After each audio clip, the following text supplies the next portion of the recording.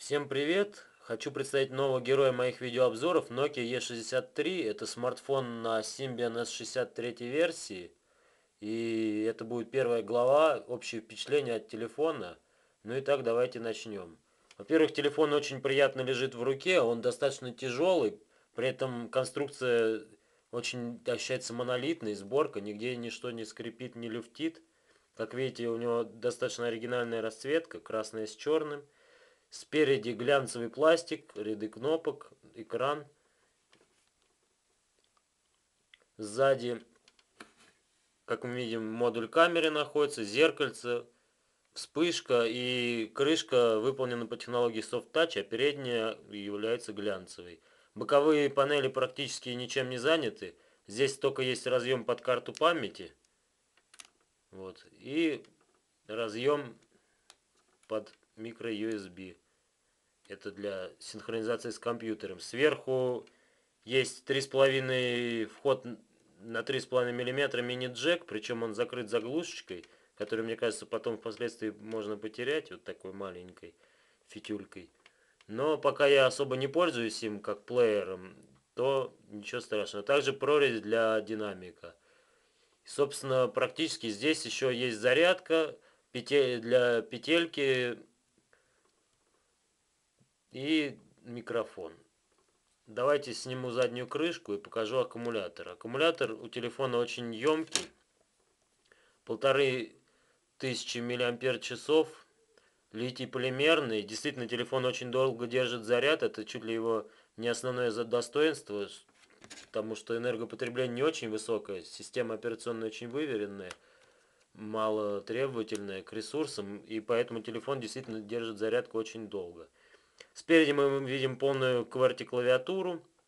Также клавиши отбоя и приема, функциональные клавиши, D-пад с клавишей ОК и 4 программируемых клавиши, которые тоже осуществляют определенные действия. Экран у телефона 2,4 дюйма.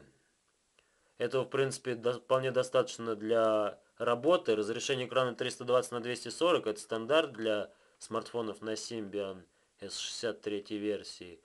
Так что с этим все, в принципе, довольно стандартно. Единственное, вот экран повернут горизонтально, и может возникнуть проблемы с некоторыми приложениями, но в основном все приложения рабочие работают, если так можно сказать, нормально. Как видите, здесь в уголке написано 3G, то есть телефон поддерживает связь третьего поколения. Также телефон оснащен Wi-Fi.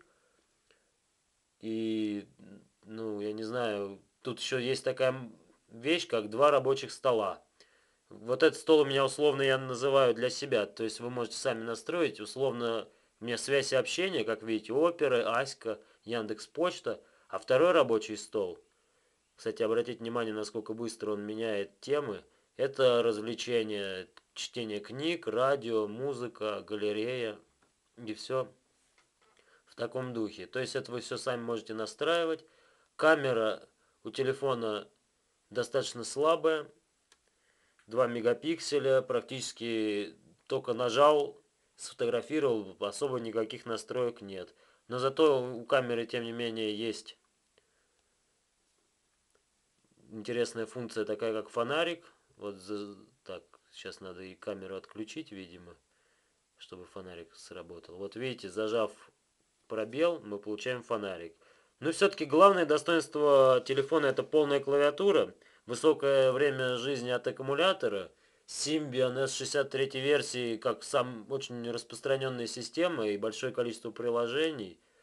Ну и, собственно, качество исполнения телефона очень высокое. Потому что реально, вот если вы интересуетесь такой моделью, придите в магазин, подержите. Это действительно очень солидная модель. И я не знаю, практически по части сборки это полный восторг. Очень, очень хорошо, достойно выполненный телефон, который, мне кажется, способен прослужить годы. Также скорость работы тоже очень высока. Используется процессор на архитектуре ARM 369 МГц, практически такой же, как используется и у Nokia 5800, но за счет меньшего разрешения экрана и отсутствия поддержки сенсорного экрана Буквально операционная система летает и работает даже быстрее, чем на Nokia 5800 или 5530, хотя и там особых претензий к работе нет. Но я думаю, дальше я буду подробнее рассказывать о функциях телефона. На этом все. Всем пока.